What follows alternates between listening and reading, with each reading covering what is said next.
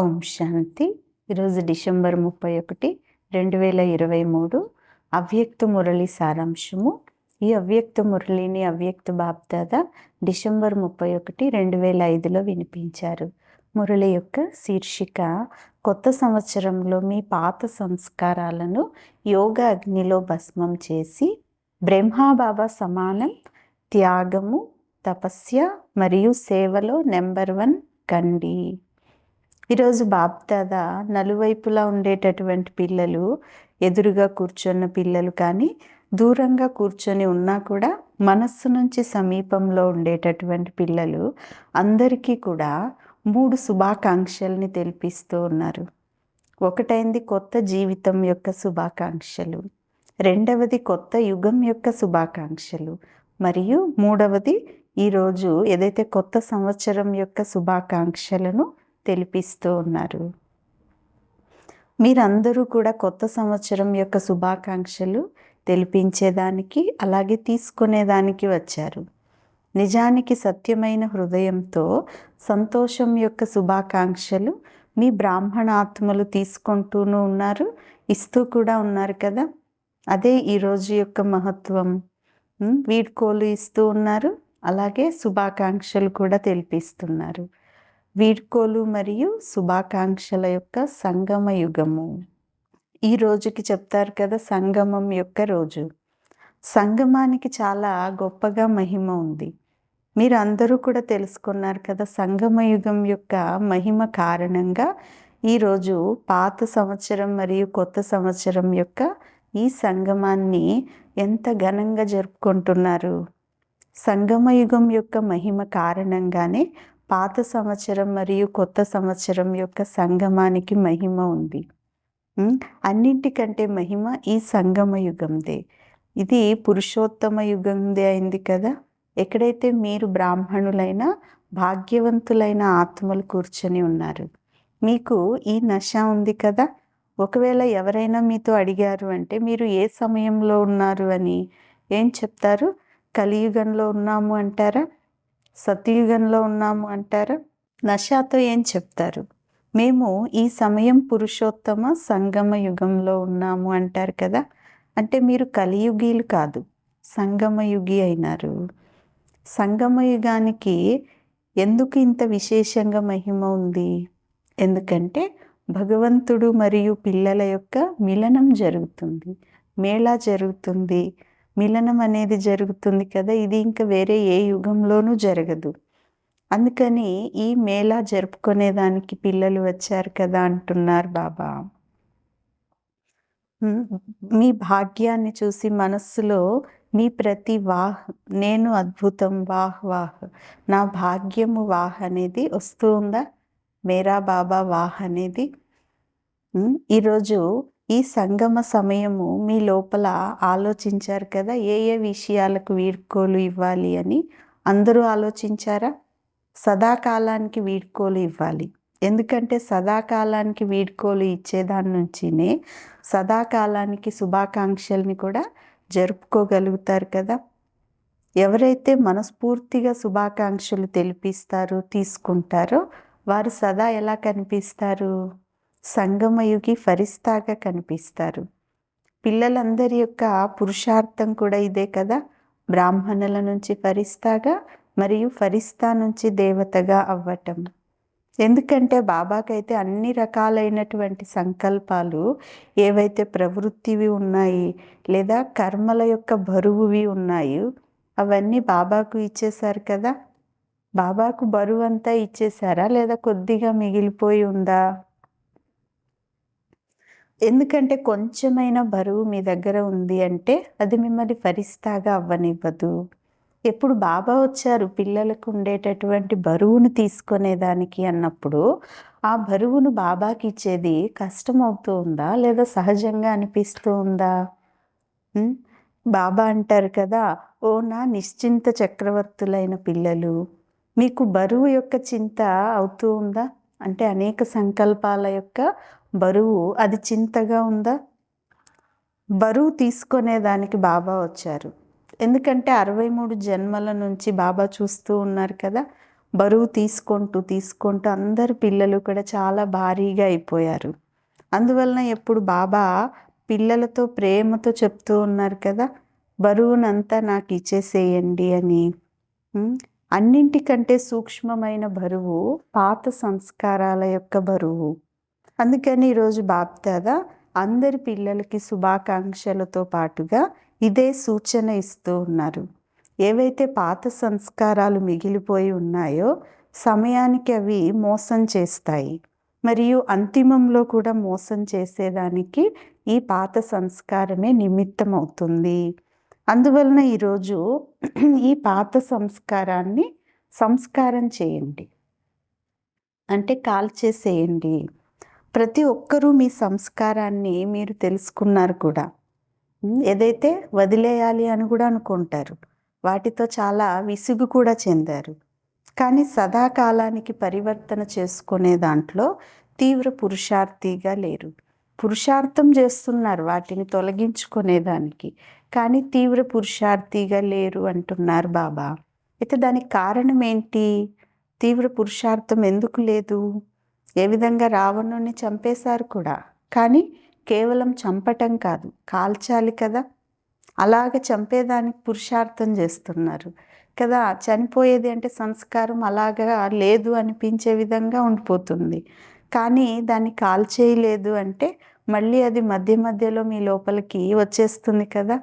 దీనికోసం పాత సంస్కారాలను భస్మం చేసేది, సంస్కారం చేసేదానికి ఈ కొత్త సంవత్సరంలో యోగ అగ్ని ద్వారా దాన్ని కాల్చేయాలి అనే దృఢ సంకల్పం చేసేదాని మీద అటెన్షన్ పెట్టండి అంటున్నారు బాబా. ప్రేమతో తలంపైతే తప్పకుండా చేస్తారు, ఆత్మిక సంభాషణ కూడా చాలా చేస్తారు, శక్తిని తీసుకునే అభ్యాసము చేస్తారు. కానీ తలంపుని ఇంత శక్తివంతంగా తయారు చేసుకోలేదు. ఏ సంకల్పాలు చేస్తారో వీడ్కోలు అయిపోతాయి కదా, అంత శక్తివంతంగా యోగం కాలేదు.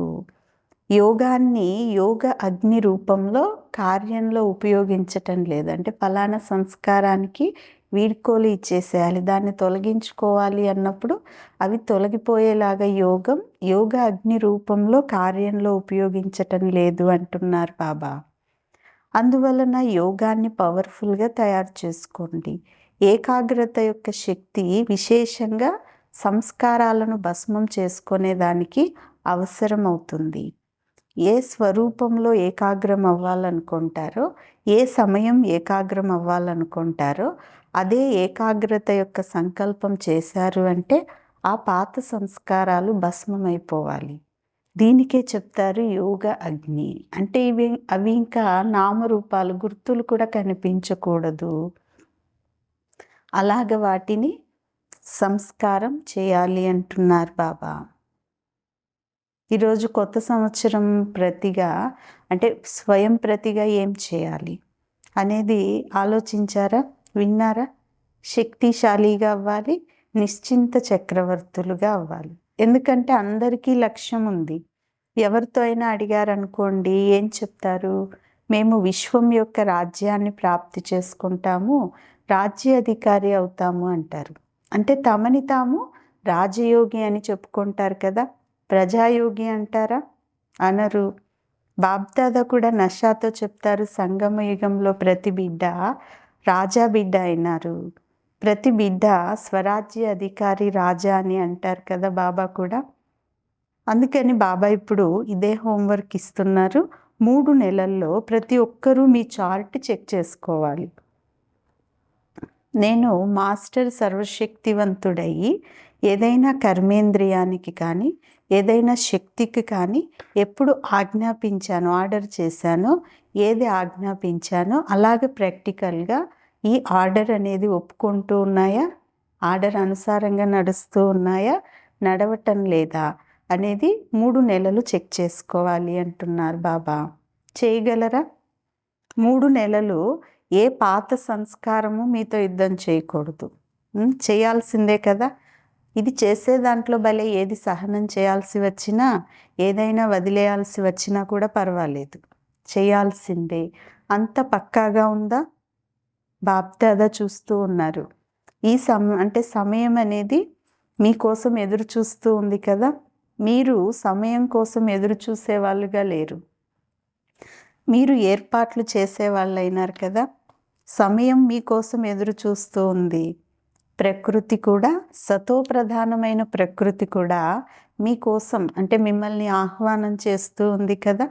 అందువలన 3 నెలలలో మీ శక్తిశాలి స్థితిలో ఉంటూ సంస్కారాలను పరివర్తన చేసుకోవాలి.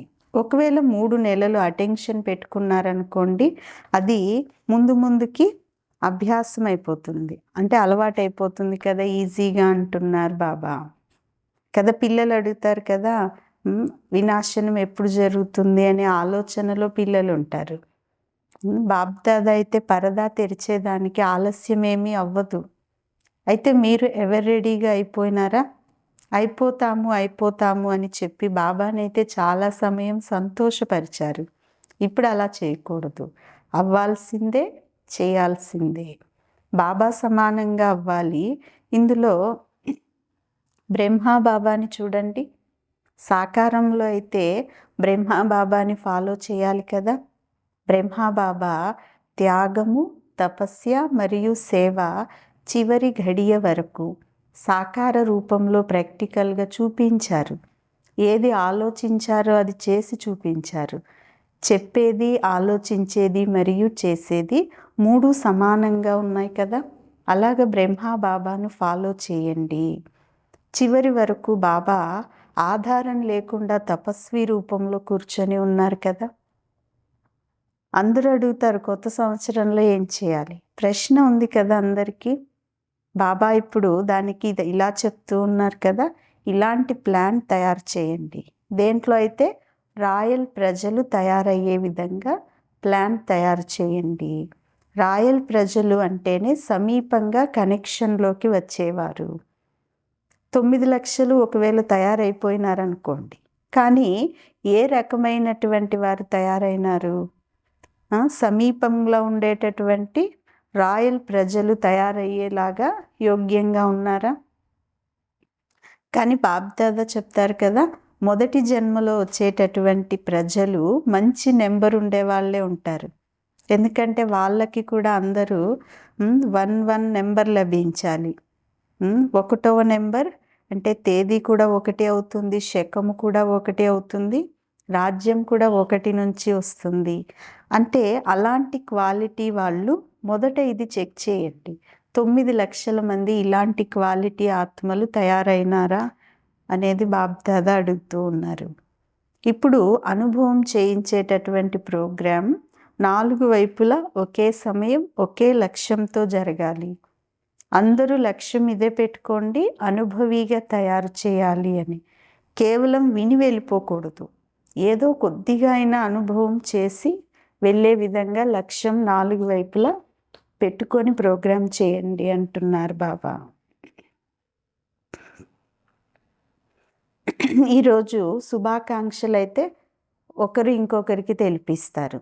రెండవది ఏం చేస్తారు? బహుమతి ఇస్తారు కదా. ఎవరైనా మీ దగ్గరికి వచ్చారు అంటే ఖాళీగా వెళ్ళకూడదు. మనస్సు ద్వారా శక్తిని బహుమతిగా ఇచ్చే గిఫ్ట్ ఇవ్వండి. మాటల ద్వారా జ్ఞానం యొక్క బహుమతిని ఇచ్చే గిఫ్ట్ ఇవ్వండి. కర్మ ద్వారా గుణాల యొక్క బహుమతిని గిఫ్ట్గా ఇవ్వండి. కానీ ప్రతి ఒక్కరూ ఎవరైతే మీ సంబంధ సంపర్కంలోకి వస్తారో వారికి తప్పకుండా ఏదో ఒకటి గిఫ్ట్ ఇవ్వండి. ఎందుకంటే మీరు మాస్టర్ దాత అయినారు కదా. అఖండ మహాదాని కండి. బాబా అంటారు, యోగము సర్వశక్తులతో పవర్ఫుల్గా అవ్వాలి. యోగ అగ్నిలాగా కావాలి, జ్వాలాముఖిగా అవ్వాలి. దాని జతలో ఈ సంవత్సరం, కొత్త సంవత్సరంలో ఏవైతే ఖజానాలు ఉన్నాయి, జ్ఞానం యొక్క ఖజానా, శక్తులు గుణాల యొక్క ఖజానా, శ్రేష్ఠ సంకల్పాల ఖజానా. ఒకటి, వీటన్నింటినీ సఫలం చేయండి. రెండవది జమ చేసుకోండి. జమ కూడా చేసుకోండి, సఫలం కూడా చేయండి. ఎందుకంటే మీ అందరికీ టైటిల్ ఉంది కదా, వరదానం సఫలత నక్షత్రాలు అని. సఫలతా మూర్తులైనారు. అందుకని సఫలం చేసుకోండి మరియు జమ కూడా చేసుకోండి. సేవ ఎంతైతే చేస్తూ ఉన్నారు కానీ జమా ఖాతా తయారైందా అవ్వలేదా దానికి గుర్తు లేదా గోల్డెన్ తాళం చెవి నిమిత్త భావం మరియు నిర్మాణ భావం నిర్మలవాణి. నిమిత్త భావం, నిర్మాణ స్వభావం, నిర్మలవాణి ఈ 3 లేవు అనుకోండి, జమ అవ్వలేదు. అందరూ అడుగుతారు కదా, ఏం చేసేది అంటే ఏం చేయాలి అని. బాబా చాలా హోంవర్క్ ఇచ్చేశారు కదా, అంటే చాలా హోంవర్క్ దొరికింది కదా. తిరిగి బాప్దాదా నెంబర్ 1 అందరూ హోంవర్క్లో పాస్ అయితే వాళ్ళకి బహుమతి ఇస్తారు. భలే 1000 మంది పాస్ అయిపోయినా కూడా అలా తయారయ్యి బాబా కూడా అన్ని బహుమతుల్ని తయారు చేయిస్తారు. సర్టిఫికేట్ కూడా తీసుకోవాలి కదా, సాతీలతో సర్టిఫికేట్ తీసుకోవాలి. మొదట మనస్సు యొక్క సర్టిఫికేట్, తర్వాత బ్రాహ్మణ పరివారం యొక్క సాతీలతో సర్టిఫికేట్, మూడవది బాబా యొక్క సర్టిఫికేట్ కదా. ఈ సర్టిఫికేట్ తీసుకునే దానికి ధైర్యం ఉంది కదా. మొదట పరమాత్మ హృదయ సింహాసనం లభించింది, కానీ బహుమతి అయితే బాబా అందరికీ ఎవరైతే నెంబర్ 1లో పాస్ అవుతారో వాళ్ళకి బహుమతి కూడా ఇస్తారు. బాబా యొక్క ప్రత్యక్షత జెండా ఎలా ఎగురవేయాలి, దీనికోసం ఏం ఆలోచించారు. ప్రోగ్రామ్స్ అయితే చేస్తూ ఉన్నారు కదా, అవి తప్పకుండా చేయాల్సిందే. కానీ ఈ శబ్దము ఏ రేడియో ఆన్ చేసినా, టీవీ ఆన్ చేసినా కూడా ఈ శబ్దం రావాలి, మన శివ్ బాబా వచ్చేసారు. అప్పుడే చెప్తారు కదా ప్రత్యక్షత యొక్క జెండా ఎగురవేస్తారు అని. మంచిది, మీడియా వాళ్ళు కూడా ఆలోచిస్తూ ఉన్నారు కదా మనం చేస్తాము అని. ఎవరైనా చేయండి, కానీ అన్ని రేడియోల్లో కానీ దేశ విదేశాలలో ఎక్కడైనా రేడియో ఆన్ చేసినా, టీవీ ఆన్ చేసినా కూడా ఇదే శబ్దం అనేది వెలువడాలి. దీనికే చెప్తారు పరమాత్మ యొక్క ప్రత్యక్షత జెండా ఎగురవేయటం అని. మంచిది. అందరు పిల్లలు కూడా చాలా చాలా ప్రేమతో కొత్త సంవత్సరాన్ని జరుపుకున్నారు. మరియు దాని జతలో బాప్దాదాతో ప్రతిజ్ఞ కూడా చేశారు కదా, సంస్కారాలని తొలగించుకుంటాము అని. తొలగించుకోవాలి అంటే సంస్కారాలను తొలగించుకోవటం కూడా ఉంది, మరియు అందరికీ శుభ భావన, శుభ కామన, శ్రేష్ఠ వైబ్రేషన్స్తో అందరితో కలిసేది కూడా ఉంది. సంస్కారాలను తొలగించుకోవటం, శుభ భావనతో అందరితో కలవటం, ఇది జరుపుకోవటం కదా. అన్ని విషయాలు అయిపోయినాయి. ఇప్పుడు బాగా పూర్తి సంవత్సరము అంతా కూడా హర్షితంగా ఉండాలి మరియు అందరినీ హర్షితంగా చేయాలి. నేను సంతుష్ట ఆత్మను, సంతుష్టంగా ఉండాలి మరియు సంతుష్టం చేయాలి. ఇదే జరుపుకోవటం, ఇదే బాబా యొక్క ప్రేమ, ఇదే ఆశీర్వాదం, ఇదే ప్రియ స్మృతులు. అందరికీ నమస్తే. ఆత్మిక పిల్లలు, ఆత్మిక తల్లి తండ్రికి ప్రియ స్మృతులు మరియు డబల్ నమస్తే. మంచిది. ఓం శాంతి.